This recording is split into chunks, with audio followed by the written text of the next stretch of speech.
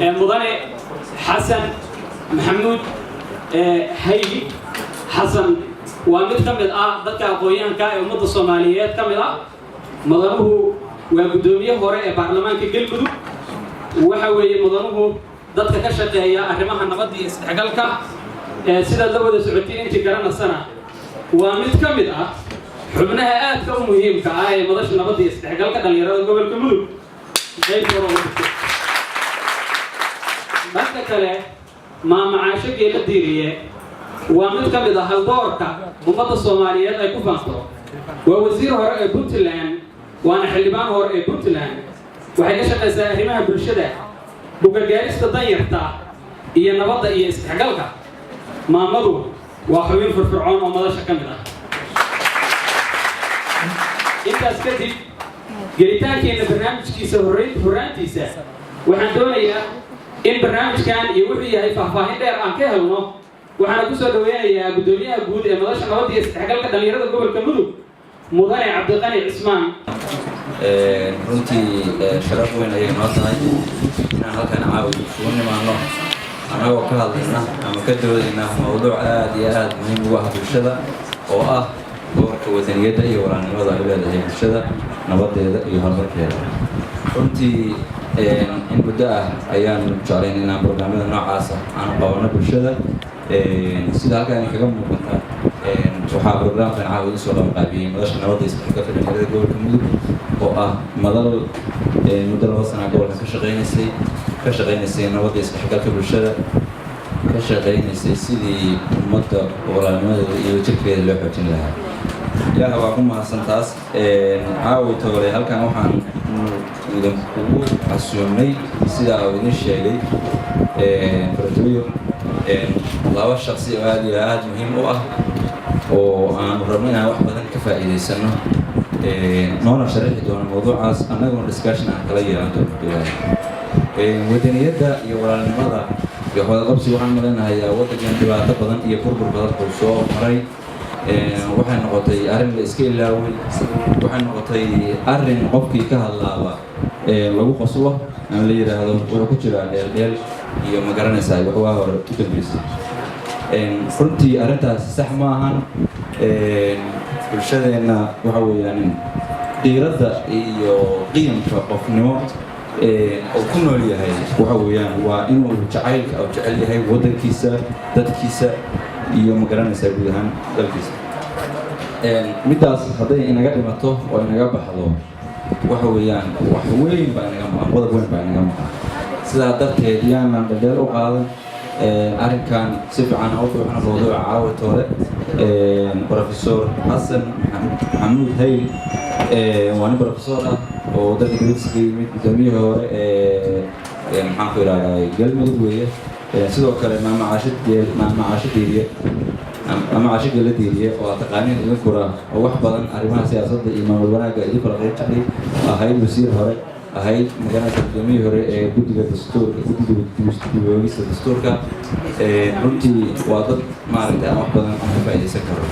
sidaa daraaddeed insha Allah taala inaan ka faa'iideysano ujeedada kulanka caawi toole halkan aan ugu qabanay waxa weeye saddex arrimood oo ah wacyigelinta iyo sare u qaadida fikirka wadaniyadeed ee bulshada aragtiyo kala duwan baa laga haystaa wadaniyadda maxaa waa maxay wadani yaa wadani arrimahaas hadda dadka la weydiiyo waxaa laga yaabaa jawaabo kala duwan inay soo baxaan sidaa darteed arrintaas inaad si fiican oo sax u qaadano ayaan marka koowaad haddii baa inaga qabanaa tan labaad waxa weeye soo noolaynta walaaltinimada iyo wadaqabsiga ummadda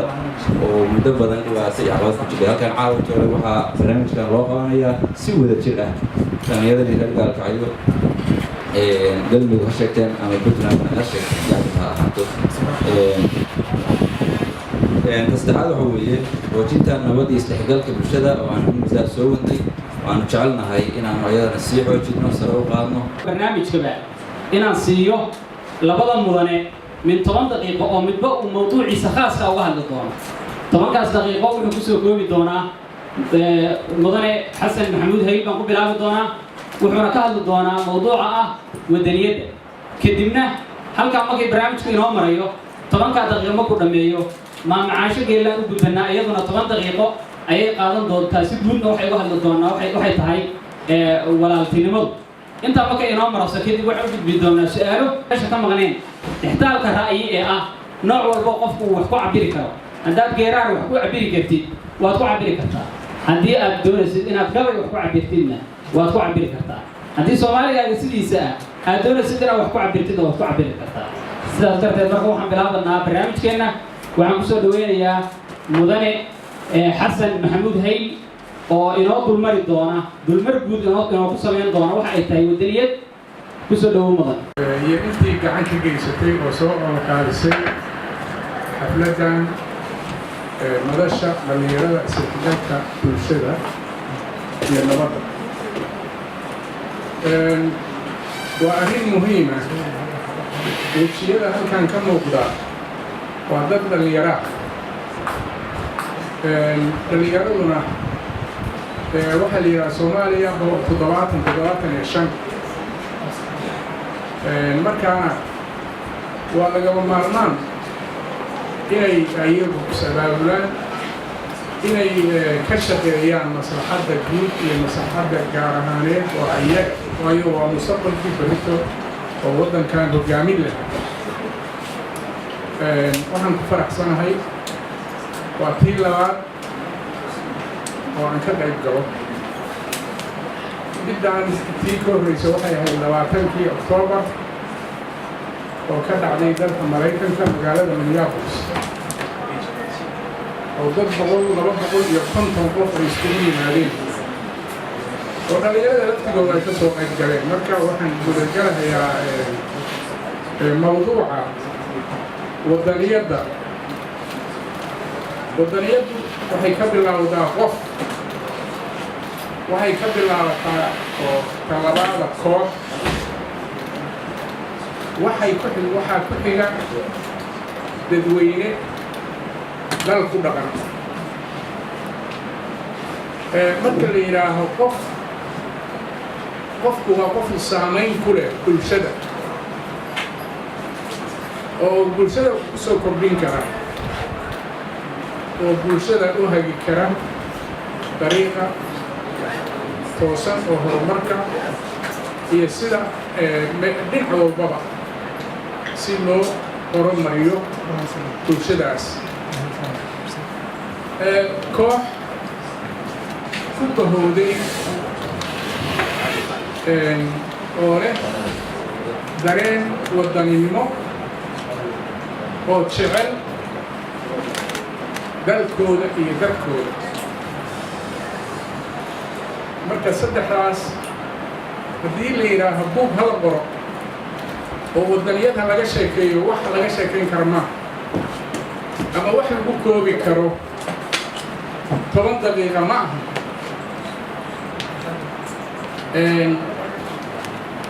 waxa weeye wadaniyadu waa jacaylka qofka jacaylka kooxda jacaylka ummaddaas ama bulshadaas ku nool ama gobolka dheh ama waddanka dheh ama maxay ahayd oo u dareenkaas ka wada dhexeeyo jacaylkaas oo ah dadkooda iyo dalkooda iyo sidii ay maaragtay wadaniyaddaas ay u gaarsiin lahaayeen dhinacyada badan oo bulshada waa in lagu ababiyaa dhallinyarada wadaniyadda sababtu waxaa weeye haddii aan lagu ababin marka hore oo iskuullada looga dhigin oo culummada maxay ahayd culamaadudiinka iyo aqoon-yahanada iyo maxay ahayd aysan dhallinyarada lagu ababin hooyooyinka manhajyada lagu barto iskuullada aan loogu dhigin waxbaa maxay ahayd meeshaa ka soo noqonayo oo dadkii inaysan fahminta wadaniyadda waxa weeye marxalada badan bay waxaan filayaa inay maaragtay meeshan 3 qodob iyo maaqan 4 baa ku qoran dul mar baana la yidhi marka ma wada dul marahaya mase qodobada weeye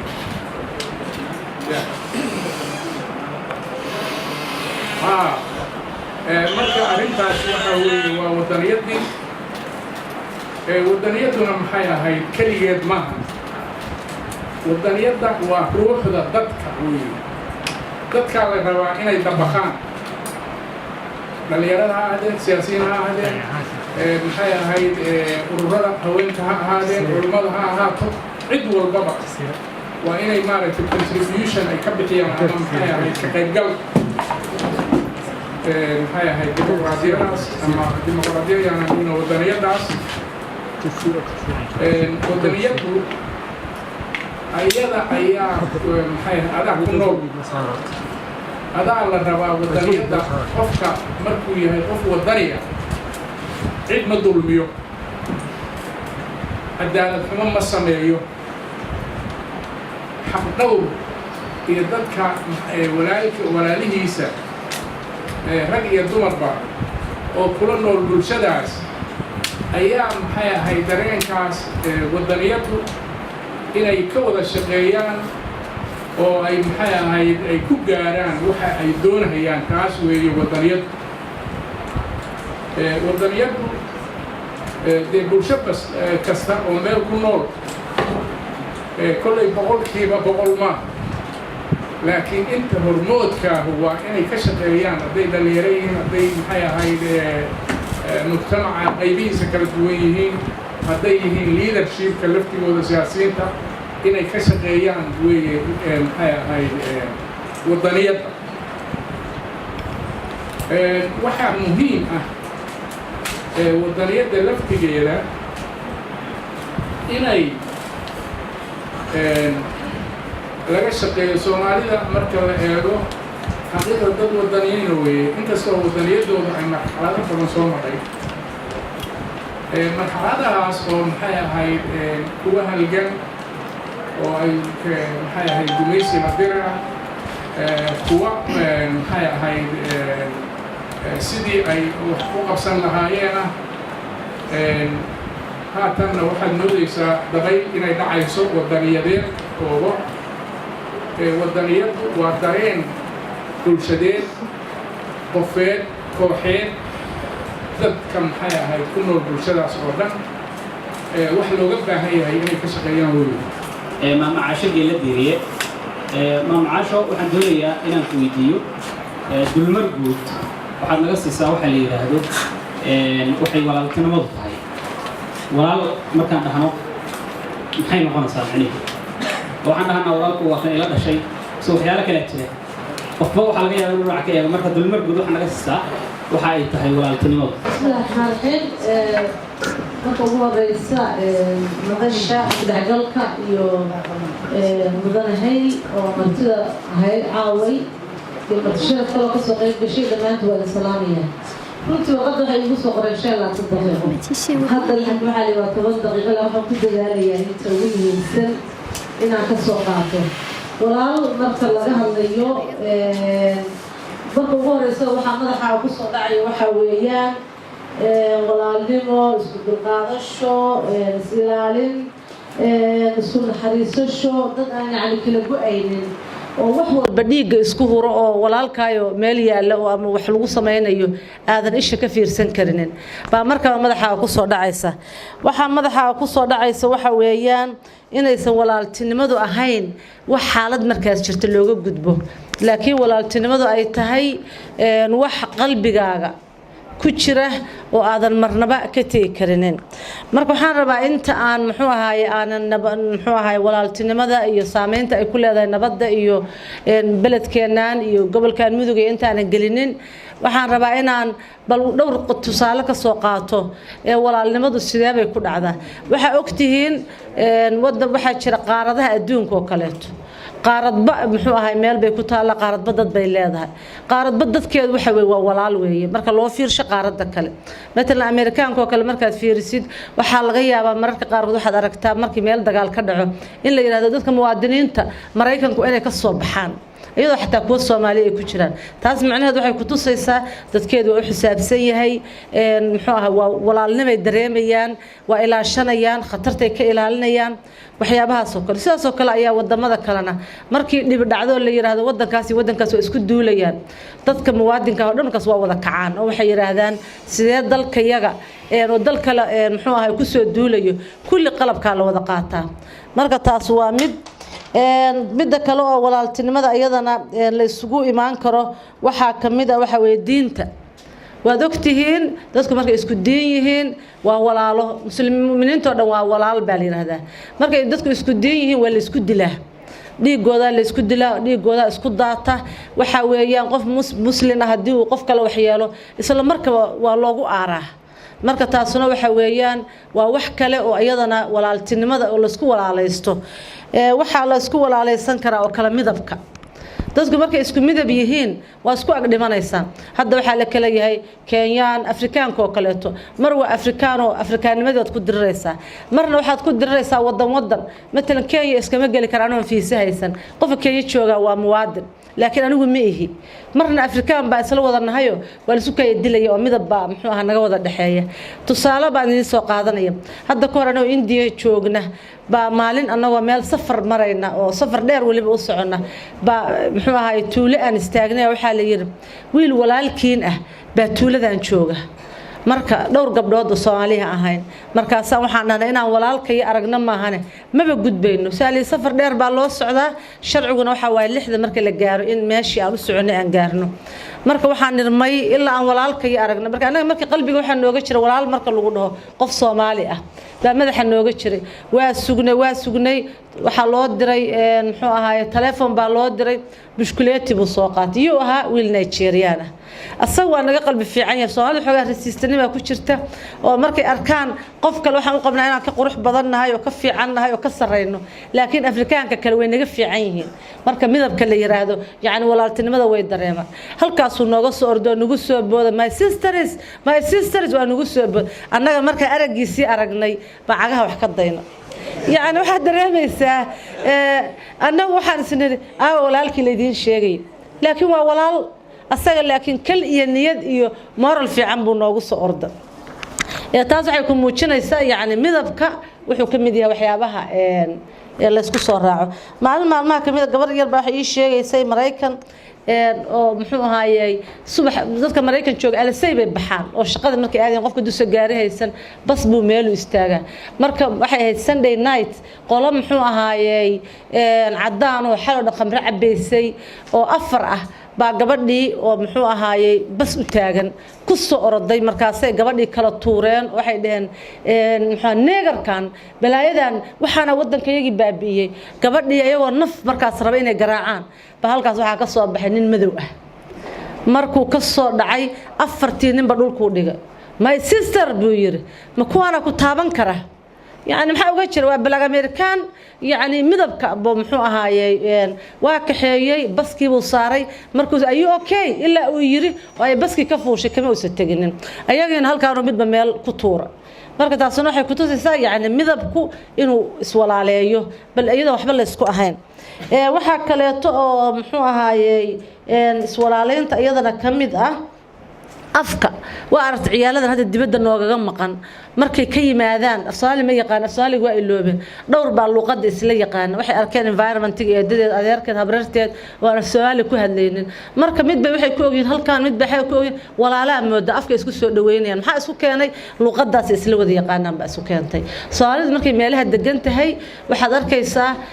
ayagoo hal meel ku wada urura waxa lagu leeyahay magaalada ayaa jooga Soomaali ma degan tahay haday xataa buulad degan yihiin dadka inta kale buuladaas la degaa marka waxa la dhahaa xaafada Soomaalida waa arada isliyo kaleeto marka aragtid xero Soomaaliyeed baa u maleynaysa waa maxay way soo ursadaan Soomaalinimadaas iyo walaaltinimadaas keenaysa waxyaabaha kale oo iyadana walaaltinimada kamid ah waxa kamid ah iyadana muxuu ahaayay deegaanka hadda waxaan rabnaa u soo dhacna deegaankan ku noolahay waxa laga yaabaa waxa la oodo ab ka dhow magaaladan hadda midtalan muxuu gaalkacyo ku noolnahay marka dhinaca nabadeynta wax walba ka fiirino waxa weeye laba maamul bay kala taageeraan oo kala ku kala abtirsadaan labada maamul ay ku abtirsadaan yes ilaahay quraankiisa wuxuu ku yiri qabiilka isku aqoonsado qabiilku ceeb maahan maamulka ku aqoonso oo maamulkaaga la jiro horumarka iyo wax walba kala qayb qaado laakiin yaa hadana ku sii xiga waxa ku sii xiga qofka guriga kugu nool hadaa fiirisid hadii daacun ka dilaaca dhinac kamida labada dhinac daacunkaas oo dadku intaas oo boqol maalinta u dhimanaysa shuban ku dhimanayaan in beledweyne faleebal looga doono iyo in looga doono Dhuusamareeb looga doono iyo in looga doono muxuu ahaay xaafadan ka dhow ama in looga doono yaani garow looga doono ama waxa weeyaan meesha kaliya isla markaba aad ka dareemi kadid walaaltinimada iyo ehelnimada iyo wax isku ahaanshaha deegaanku taas oo kala kamid ah waxa weeye marka halka lagaaga qaado 5 daqiiqo ku badbaadaysa hadii midlan waa taqaad ciyaari muxuu banooniga markii la ciyaari jiray waxa la taageeri jiray hebel gobol hebel baan ka soo jeedaa gobol hebel baan hayal dhigi jiray hadda marka reer gaalka ay ciyaarayaan oo ciyaarayaan waa huba dadka gaalkacyada garoon gaalkacay taageeraan reer gaalkacay ciyaaraya laakiin waxa laga yaabaa hadii la yiraahdo beledweyne iyo gaalkacay ciyaaraysa inaadan ama Dhuusamareeb iyo Cadaada ciyaaraysa inaadan Cadaada qabiil ku raadsan baa dhici karta ama garow aad ku raadsan taas waxay keenaysaa waxa waaye walaaltinimadu waxa weeye in la aamino annaga waagi hore reer gaalkacooda ahayn magaalada aan joogi jirnay annaga walaal baan isku iskool aan dhigan jirnay isku dugsi baan ahayn isku meel baa wax ka cuni jirnay markaan xalana iyo gal waxa la jiray walaalaatiin ha walaalana waa isku ega keen xataa waligeena lama dhihinin waxba isku mid annagana ma aanan aaminin inaan waxba isku ahayn marka taas waxay ku tusaysaa walaaltinimadu ma aha meel ka fog walaaltinimadu waxa weeyaan inaad si fiican u aamintid gabagabeeyo dadka deegaanka wada degan markay walaalnimada ka hadlayaan isku dareen waaye isku waxba ku dhaca hadda midna magaalada deegaan haduu ka dhaco waa la wada qaxaa biyo la'aan baa ku wada dhacda dadka ilmuhu waxbay u wada dhintaan cudurro u wada dhintaan guriga waa jajabaan iskuulada waa la waayay caafimaad waa la waayay kulli way saameeyay labada dhinacba laakiin lama dhaho dhinacna way saameeyay dhinacna ma saameyn waa isku hal magaalo taas waxay ku tusaysaa walaaltinimadu inaysan ahayn meel kala fogfog ay tahay yaani isku dhawaansho inay tahay haddaan fiiriyo muxuu ahaayay wadaniyada iyo sida isku saameeyaan oo adeer hayl ka hadlay wadaniyada iyo nabadda si isku saameeyaan iyo walaaltinimadu waxa weeyaan wadaniyadu sideedaba waxa weeye waa inaad muxuu ahaayay aad xaqaaga heshid رايتسكاga heshay adna waajibaadka lagu leeyahay bixisid adeer baa si fiican uga hadlay marka waa maxay raaytiska lagu leeyahay waxa weeye anigu aan leeyahay waxa waaye inaan caafimaad helo inaan waxbarasho helo inaan nabad helo inaan wax walba helo xuquuqda lagu leeyahay waxa weeye inaan ilaasho walaaltinimadii iyo ehelnimadii iyo wadajirkii iyo wixii aan isku hayna ilaalino laamiga oo kaleeto waa xuquuqaadka lagu leeyahay oo wadaniyada ka mid ah hadii aad tiraahdo mudaharaad baan sameynaa laamiga waan gubaya oo taayiraan ku waxaynaya bari marka mudaharaadku dhamaado oo la fiicnaad yaa laami ku siinaya agubtid gurigii aad shalay jajabisay yaa ku dhisaayo wax ku siinaya marka waxa waaye inaad adiguna xuquuqdaada ilaashatid oo aad tiraahdid xaafadaan aan deganahay laakiin xaafadaas kale waxa ku yaala iskuul ka fiican caafimaad ka fiican waa in asaga aado waaye waa inaan ilaaliyo oo iraahdo waxaan ilaalinayaa waajibaadka wadaninimo oo la igu leeyahay oo ah inaan meeshaan raba degi karo meeshaan raba aadi karo marka waxaan idin kula dardaarmayaa waxa waaye kulay su'aalahana weydiin doontaan waxaan idin kula dardaarmaynaa waxa weeye walaalnimadu waa qalbiga ma aha af ma aha wax show ma aha seminar la soo abaabulay ma aha wadaninimo walaalnimadu waxa waaye in qalbigaaga ka timaado waxa weeye meesha aad degantahay iyo dadka degan isku haysid waaye ina isku ilaalisid waaye ina ka wada shaqaysid wanaagooda waaye inaadan qofna qof kale aadan fogeyn ay isxijisid waaye waxay tahay waa baranay waan filayaa wadaniyad waxay tahay waa fahnay waan filayaa mudane hayl waxaan doonayaa inaan ku weydiiyo hadaba su'aashan soo socota waxaad inoo faaleysay oo aad wax badan ka bixisay waxaan la yiraahdo wadaniyadu waxay tahay hadaba su'aasha si toos ah rabo inaan uga jawaabto waxay tahay Soomaalidu heerkeebay ka joogtaa waxaan la dhaho wadaniyada yaani Soomaalida maanta joogta heerka ayagu ay ka joogaan wadaniyada waa heer caynkee ah heerka maantay Soomaaliya ay wadaniyada ka joogto waxay soo madhay heerar kala guddisan bay soo madhay waayo maantay taariikhda waxa marka laga sheekeynayo oo la leeyahay heerkay maanta ka joogto waa in dib loo noqdo maxay ahayd Soomaalidu maxay ahayd tadawur soo samaysay wadaniyada maxay maanta ay joogtana horta anigu waxaan ahay dadka waxa fiican fisha oo dhanka fiican wax ka eega waxa weeye Soomaalidu maantay meel fiican bay maraysaa oo wadaniyadeeda marka la eego sababtu waxa weeye waxaad ku ogaanaysaa markii aad dib la kulanto waxa weeye wadaniyadu waa in adigu aad sidii aad survival naftaada iyo deegaankaaga iyo dalkaaga aad u samayn lahayd taas waxa weeye waa qaybaha kamida wadaniyada qofku inuu isku koobo maaha waa inuu dareenka u jeediyo dhibka jira marka waxaan leeyahay maantay Soomaalidu arrimaha xagga wadaniyadoodu ma xuma sababtu waxa weeye mar dambena waan ku noqon doonaa ereygaas wadaniyadu maantay Soomaalidu heerar bay soo madhay waxa laga yaabaana maantay inay maxay ahayd isjiid had jira haduu doono laakiin waxaan leeyahay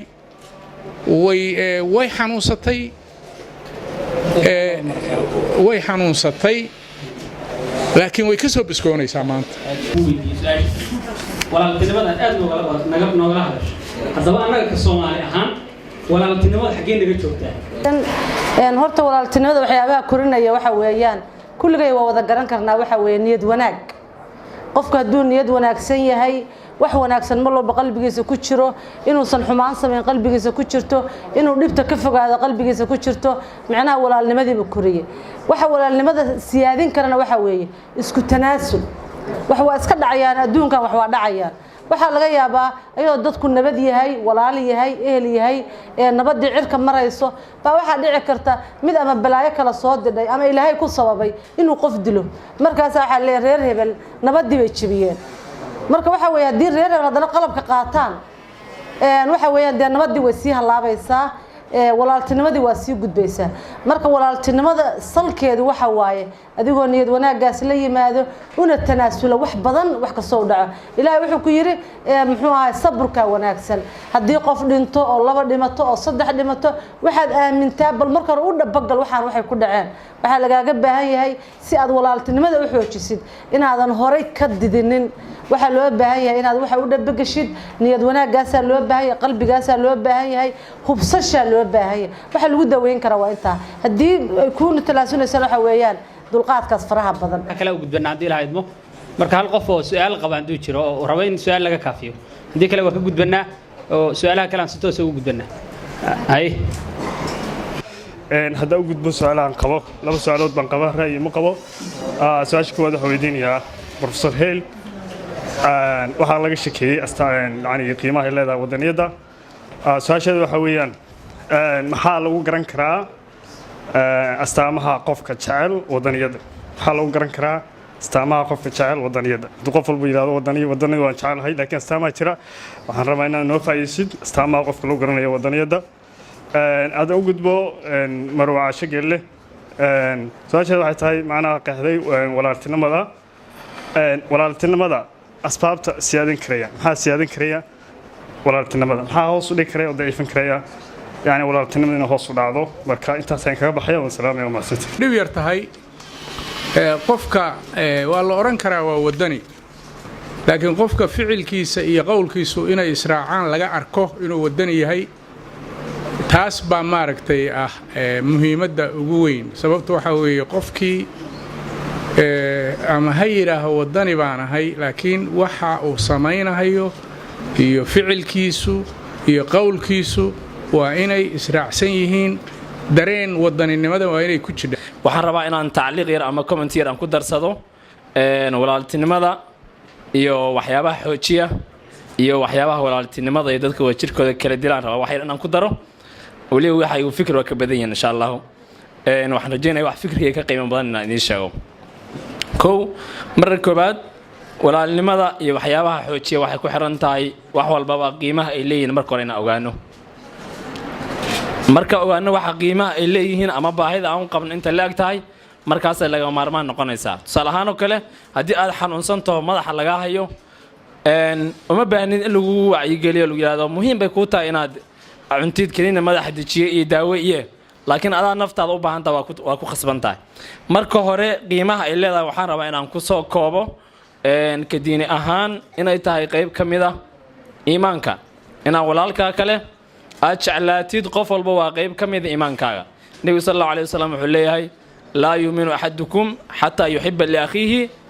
maa yuxibu linafsihi dhammaanteen waa akhrinaynaa qof walba markaan bilaabo xadiidka laakiin waa inaan tadbiiqinaa qofkiin iimaankiisu ma dhammaystirna ilaa uu walaalkiisa kale kala jeclaada wax uu naftiisa la jecel yahay walaaltinimo waa taas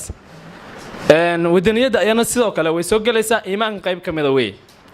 nebigu sal allahu alayhi wasallam wuxuu sheegay iimaanku inuu yahay 70 dhowr qaybood ama 60 dhowr qaybood waxa ugu sarreeyay nebigu sal allahu alayhi wasallam laa ilaaha illa allah in la yiraahdo waxyaabaha ugu hooseeyana waxaa ka mid ah imaadatul adaa can dariiqi waxaa dadka dhibaya in jidka iyo wadooyinka laga qaado inaa wadooyinka iyo jidka nadiifisida hooyooyinka iyo carruurta dadka mara u naxdi soo wadaniyad maahan ayana waa qayb iimaanka ka mid ah waxaan rabaa marka inaan xuso waxyaabaha walaaltinimada kala dira ilaahay subxaanahu wa tacaala uu nooga digo waxaa ka mid ah jeesjeeska waxaa ka mid in la iscaayo waxaa ka mid in asaa xun in laiskugu yeero waxaa ka mid qofka inaa mala xun wax xun aad ka aamintid waxaa ka mid jaajuusnimo qofka inaad jaajuusido sirtiisa iyo ceebtiisa dadka kale u gudbisa ama abaarbaartid qof heel muxuu damacsan yahay qabiil heel xaaladiisu see tahay waxaa ka mid ah xanka wuxuu ilaahay subxaanahu wa tacaala arrimahaas oo dhan uga hadlay laba aayadood isku xiga oo ku jira suurat alxujuraat suuradda laa tuqadim la yidhaahdo wuxuu ilaahay leeyahay asagoo jeesjees ka bilaabaya yaa ayuha aladiina aamanuu laa yaskhar qawmun min qawmin casaa an yakunuu khayran minhum walaa nisaaun min nisaa'in casaa an yakunna khayran minhunna qolo reer tamiim la yidhahdaa wafdi waxay ku yimaadeen magaalada madiina markaas waxay arkeen nimanka saxaabada ugu waaweynaa sida camaar iyo suhayb iyo oo dad sabool ah oo hal mara iyo laba macawis iyo hal go' iska xiran oo iska calool qaawen war waxaan maxay yihiin biiran waxaan ninka maxamed wuxuu wataa dhan taageerayaashiis ma kuwaan baa waa ku jeesjeeseen markaasuu ilaahay wuxuu yidhi dadka mu'miniinta mu'miniin baa lala hadlayaa wuxuu ilaahay yidhi qolo yeesan qolo kale ku jeesjeesin rag yuusan rag ku jeesjeesin waxaa suurtagala dadka lagu jeesjeesaa inay kaa khayr badan yihiin dumarna yeesa dumar kale ku jeesjeesin waxaa suurtagala kuwa lagu jeesjeesay ama la liidayo inay kuwa jeesjeesa ay ka khayr badan yihiin waa midda koowaad walaaltinimada kala disho ilaahay uu nagala hadlay waa jeesjeeska waa sidaas waxaa ka mid ah cayda in la iscaayo ilaahay wuxuu leeyahay walaa talmisuu anfusakum naftina caybaynin laa yacib bacdukum bacdan qaar yuusa qaar kale caybayn hebel baa saas u xun yahay saas weeye war weligiis khayr iyo nabadii barwaaqo laguma arage deegaanka waxaan ku degnayn annaga wax weeye dulqaadkeenna iyo waxaan ku degnayn sharafta annaga ilaalina maahan kuwaan duwaaq weeye wax la noolaan kara maahan iyo wax la midka oo kale awal markii ugu horeysa magacaygu waa cabdixakiim maxar sii khalaf su-aal baan weydiinayaa insha allah siiba muxuu ahay marwe caasho geelle su-aashaas waa su-aal muhiim ah oo way yar tahay su-aashu laakiin waxaan u malaynayaa jawaabtaa dheeraan doonta walaaltinimadu waxyaalaha buriya ma ka mid tahay saddex waxyaalood ee soomaalidu ay teetal ka dhigatay ama ay ka dhigatay wax muhiim ah kow calamada lookalka ah ee ay samaysteen maamul goboleedyadu walaaltinimada ma dili kartaa saamayn ma ku leedahay inkastoo anugu aan baaritaan ku sameeyey calamada lookalka ah ee maamul goboleedyadu ay samaysteen walaaltinima wax ma u dhimi kartaa soomaalida walaaltinimadeeda federalismka waxaa loo yaqaan oo hadda dowladda farmaajo ay ku dhisan tahay arrintaas walaaltinimada soomaali haddii loo eego wax ma u geysan kartaa ta saddexaad 4.5ku bahalka loo yaqaan 4.5 asaguna walaaltinimada wax ma u dhibayaa saddexdaa waxyaalood anigu baaritaan baan ku sameeyey laakiin meel bay ii joogtaayoo iskaga kaa sheegi mayo marka insha allahu inaad insha allah saddexda su'aalood si talantaale adiga ku socdaan geela sumad baa lagu dhigtaa muxuu ahaayay kambaniyada caadiga ah oo wax ka shaqeeya sumad bay dhigtaa mid wax bay dhigataa haddii calankaas uu yahay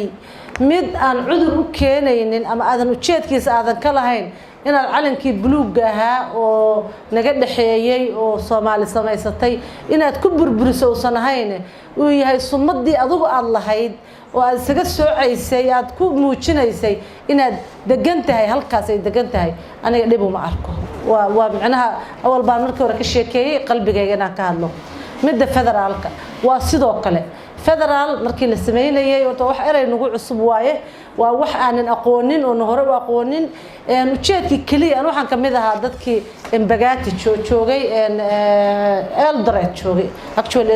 Embagati maana soo ku gaarin waa ka soo tagay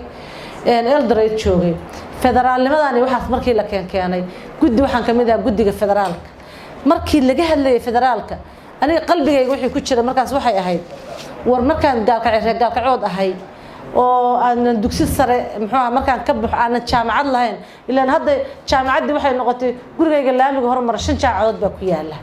tayadu meel ka saar noqoto laakiin ugu yaraan waxa waay intii 5 jabhadood ay ku ooli lahayd 5 jaamacadood ay ku yaala wax fiican mustaqbalkan way isku tagtagi doonaan hal jaamacad weyn baa inta la sameeyo bay mid walba faculty-ga specialist ku tahay ay samaysan doontaa markii anagu aan ka hadlayna waagi fikirka la isku adaadinayay waxaan lahayn war federaalkan maxaa uga jeednaa federaalka waxaan uga jeednay awoodda muxuu ahay dawladda dhexe oo baasaboorkii loo raadsanayo oo markay ilmuhu maxay jaamacadda markay dhameeyaan loo raadinayo oo muxuu ahaayay markii waxbarasho dibadda la aadayo loo raadinayo macnaha laga dhigo hal la daadajiyo awoodda qaabkaas uga jeednay laakiin da waxa way isticmaalka iyo sida loola jeedo waa kala labo annagu waxaan rabnay ma ahayn waagaas markaan ka hadlaynay dawladda dhexe la baabiyo dawladda dhexe awood yeelan madaxa la isku la jiro wada madaxweynayaal hal lahaada dhibaato ha dhacdo ma ahayn waxay ahayd kaliya awoodda hal la daadajiyo marka federaalka anigu aan leeyahay waa fiican yahay oo waa aaminsanahay waxa waay federaal qolo walba ay leedahay ismaamulkeedii isla markaasna ay kala taqaano xaq lagu leeyahay iyo xaq ay leedahay xaqii dawladnimada ay banaanka iska dhigto tiyada lagu lahaana Soomaaliduna isku burburinin anuna taasaan ka aaminsanahay 4.5 maba aaminsani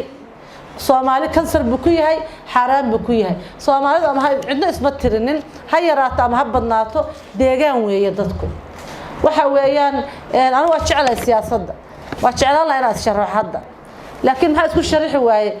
culimada raalliga ah yani hadii waxaan aaminsanahay Puntland oo kale inay tahay gobol ay tahay ee sanahayn muxuu ahaayay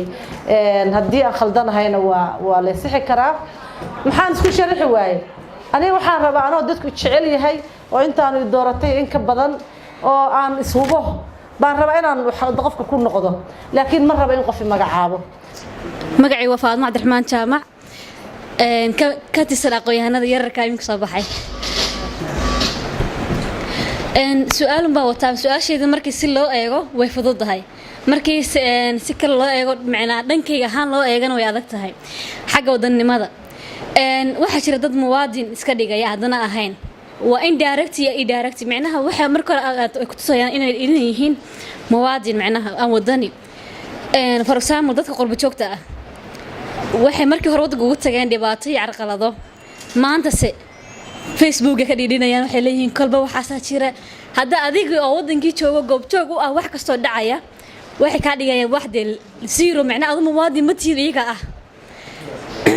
macnaha su'aasheedu muhiimadeedu waxa weeyaan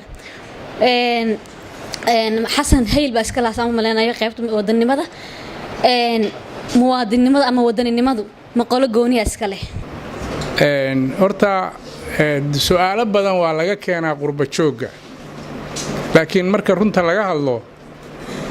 qurbo joogu way isku jiraan sida mujtamaca halkaanba uu iskugu jiro qaar baa maxay ahayd waad ogtihiinoo haddii la eego dhismada waddanka waxbarashada horumarinta meelo badan maxay ahayd xataa dawlad dhiska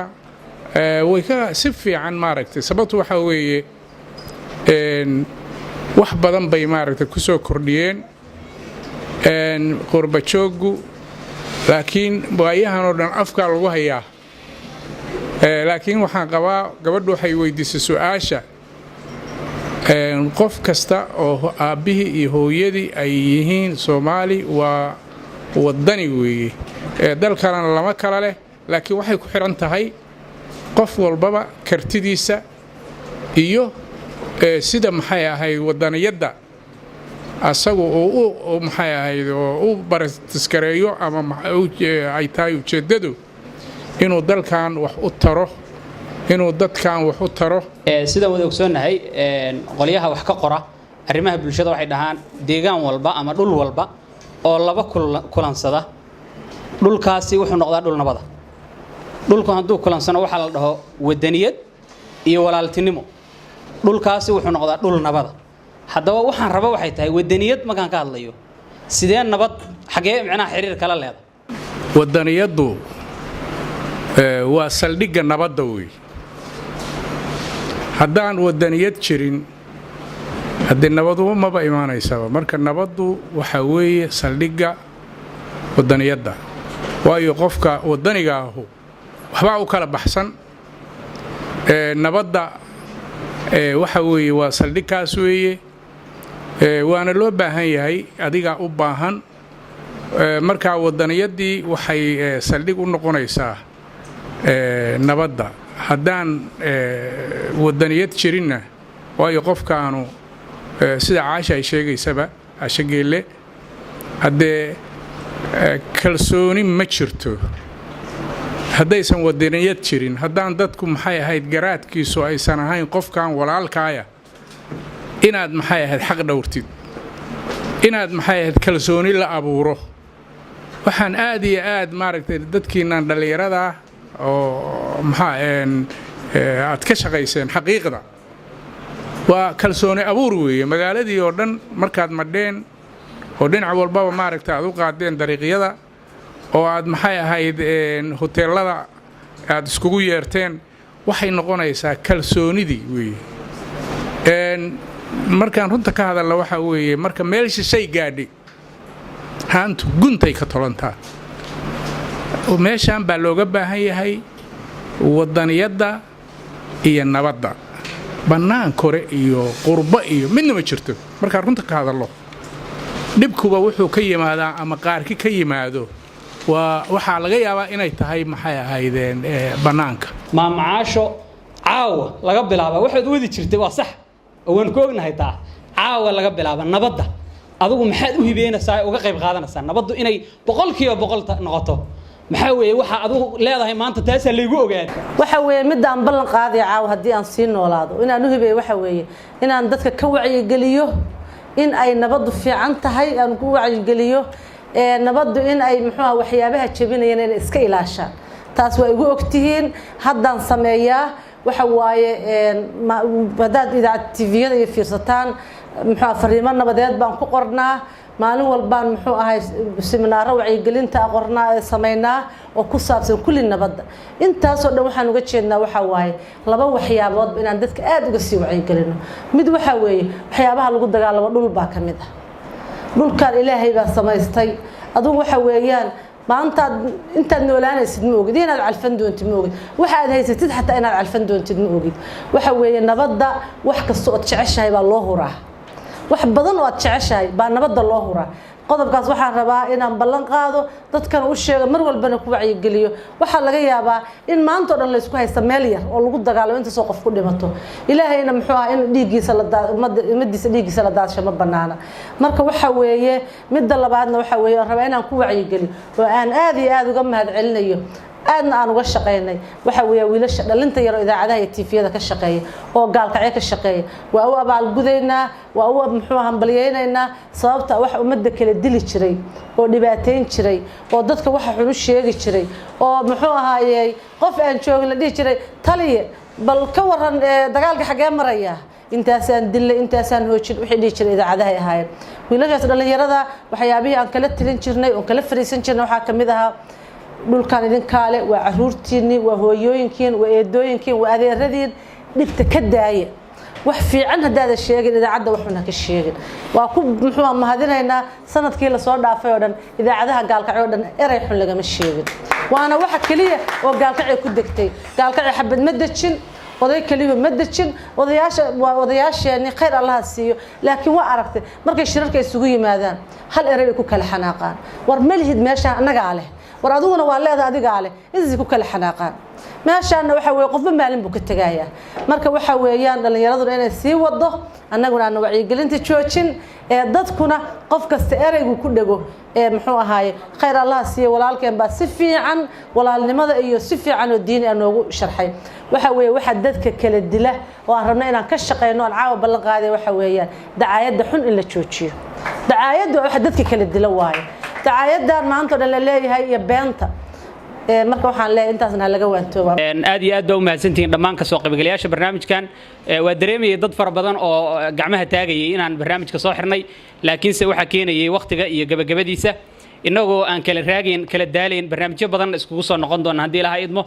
barnaamijkan waxaan nagala qaybgalayay mudane maxamuud xasan maxamuud hayl oo ah gudoomiyihii hore ee baarlamaanka galmudug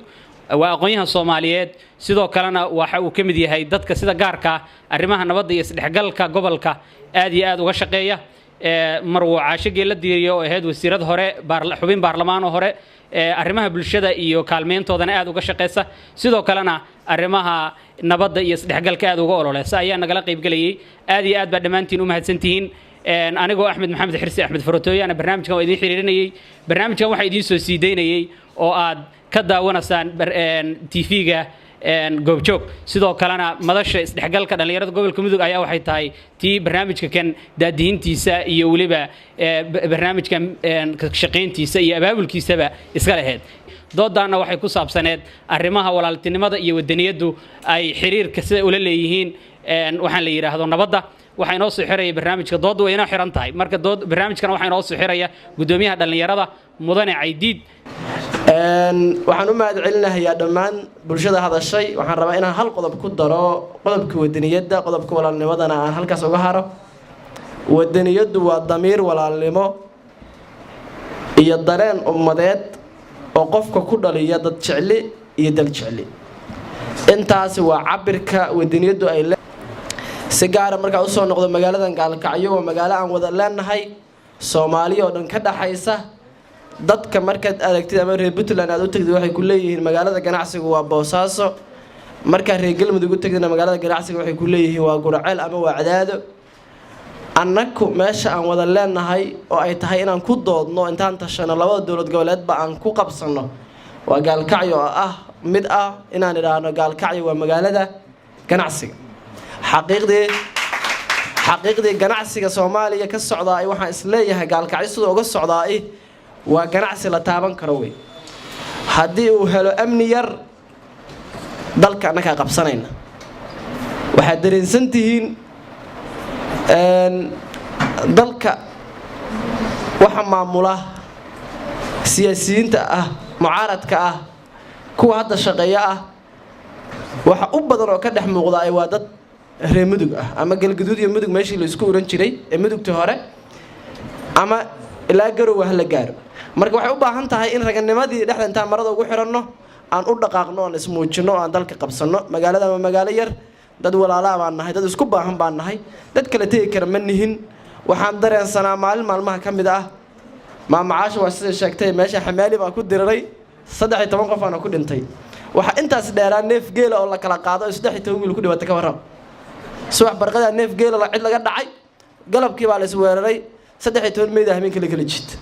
waa neef geela maxaa micno sameynana marka anaga maxaan ku naalnaa marka aad u mahadsantiin waa iska dhamaad doontaa waan si gaar ah idinku mahadcelinayaa wassalaamu calaykum waraxmatullaahi wabarakaatuh